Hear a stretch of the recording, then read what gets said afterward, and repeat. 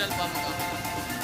दोस्तों आज जो मॉडल पार्क का इख्तिताम किया गया है, एक बार फिर मॉडल पार्क जो है वो आवाम के लिए खोला गया है और बहुत ही खूबसूरत सजाया गया है। मुख्तलिफ़ किस्म के झूले लगाए गए हैं बच्चों के लिए और अच्छी इसमें ग्रासिंग की गई है, दरख्त लगाएँ, पौधे लगाएँ, फूल लगाएँ। तो दोस्तों मेरा कहना ये है कि जो भी इस पार्क के करीब हैं, जो दूर हैं, वो भी इस पार्क में आएँ और इस पार्क से लुत्फ़ अंदोज़ हों। शुक्रिया।